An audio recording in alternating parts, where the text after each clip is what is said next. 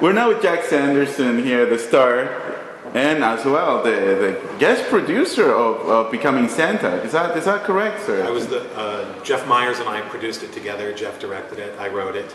You in fact wrote the film, but is it just, what was the motivation of doing so? What was behind you wanting to make a film about Santa? Well, I like making fun, not fun like teasing, but entertaining. And I love documentaries, and I thought there should be some fun documentaries. Certainly, Palm Wonderful presents The Greatest Movie Ever Sold is a fun documentary. Correct. But so many documentaries are issue-driven and about war, about strife, and things that people need to know about. Certainly. Whether they want to know about them or not. But I thought it'd be fun to have a documentary where you leave the theater wondering how you could be more Santa-like. You know, where you leave the theater actually feeling good about things and people. And do you think that in a world where we're seeing wars left, right, and center, and we're seeing economic trouble in Northern Africa and the Middle East and places like that, do you think it's a good idea to focus on perhaps a more childlike topic, if you will? I think the point is that it's not just for children. I think that one of the things that's lost in America is a sense of empathy, and Santa Claus is the remaining icon of empathy. And all of these things that you're mentioning in the world, the wars, the economic strife, everything would be better if there was more empathy. If the 1% in America that owns all the wealth was more empathetic, they might spread it down below them because they refuse to admit that trickle-down economics does not work, and it's been proven that it doesn't work.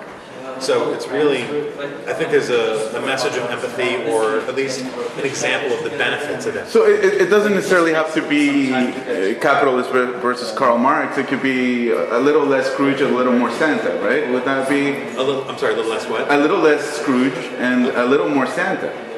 Yes. Well, Scrooge is converted in the end of the story, but people don't remember him for that part. People remember him for his miserly part.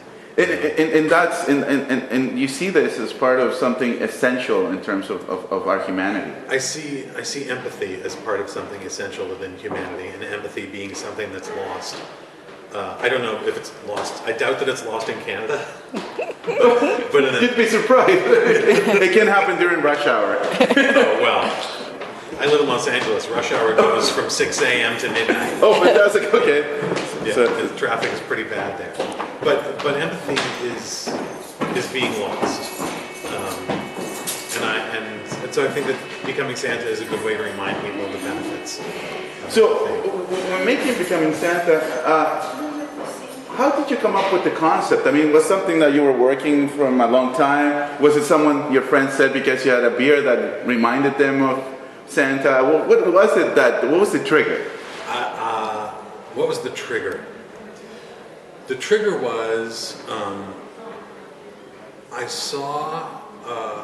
used to work in commercials. I used to be a commercial actor. I used to go to commercial auditions, and the commercial auditions start casting Christmas commercials around July. And each time I went to an audition and there was a call for Santa, I noticed that every Santa who came to the audition owned his own suit, had a real beard, and was driven there by his wife. And I thought, okay, there's a subculture going on here that people are not aware of. And then I learned some interesting things about the true history of Santa Claus in America. And I just thought, this would make a really fun documentary to explore the culture of these men who play Santa and the true history of Santa in America. Is it, do you think the idea of Santa has just become now one of marketing? Was it a plug-in for product? One of the things that the director Jeff Myers and I are really happy about with the film is that there's no product in it. It is the opposite of the greatest movie ever sold. Correct. There's no product in it. The only product in our film is Coca-Cola, and we're not pushing Coca-Cola. We're talking about the way that Coca-Cola redesigned Santa and sent him out to the rest of the world. Now, they did that for advertising, but that design has been taken in by the world at large and the Santa community at large. And so we talked to the archivist at Coca-Cola, Phil Mooney, about that design and their motivation behind it. But that's the only, and we got no money from Coca-Cola. There's no product placement. There's no specific like you have to have this, you have to have that. You know. But it is part of the iconography of America, if you will. I mean, the way Santa Claus or marketing? Well, both. I mean, if you will, but that Santa and that department. I mean, Coca-Cola made it part of their marketing campaign. Right, because they were trying to figure out how to sell Coke in the winter. And that was part of it. And this is the thing. So what you're basically doing to a degree with the film is taking it back to its roots, to its origins, to the reason it became Santa. I mean, this is what you're trying to do with the film. Is that correct? I never want to get this deep, but one of the lessons that I've learned as I've gone through life is that life, if you're living it well, is all about other people and how you interact with them and how you treat them. If it's about yourself, you're not living a life. And Santa is all about other people. Santa is all about giving, and certainly it pleases him to give, so it's not, he enjoys giving.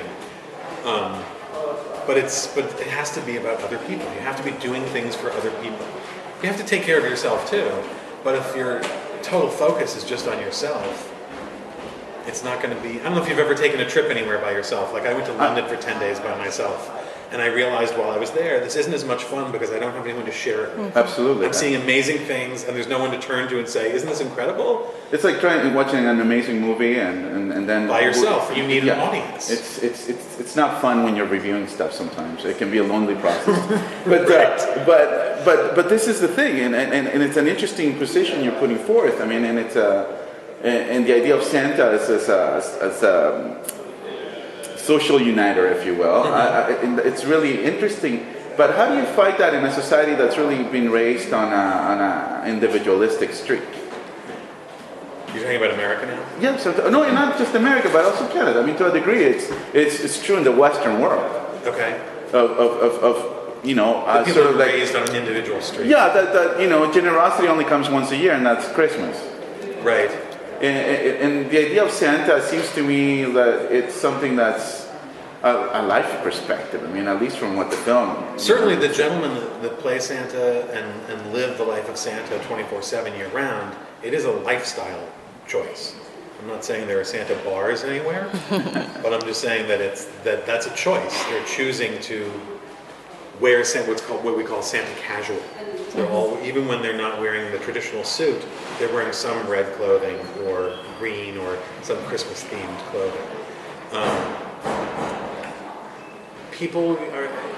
Selfishness was really in vogue in the 90s, right? And I think it's Reaganomics and so on and so forth. Reaganomics of the 80s, yeah. But I think it's becoming less. I would like to think it's becoming less popular. I don't know. Everything is, in America, everything is more and more corporatized, and I don't know if this is the case in Canada. I hope not. But in America, corporations have the same rights as an individual. Which is a decision that was recently passed by the Supreme Court. It's always been the case. Yeah. The recent decision by the Supreme Court was they could I believe was they could give They become unlimited an funding entity. to political campaigns. So they have more power than, say, Santa. Corporations? Yes. Here's the thing, they're more real than Santa Claus. They have more money and they have more political influence. They don't have more charity or more spirit than Santa. Certainly.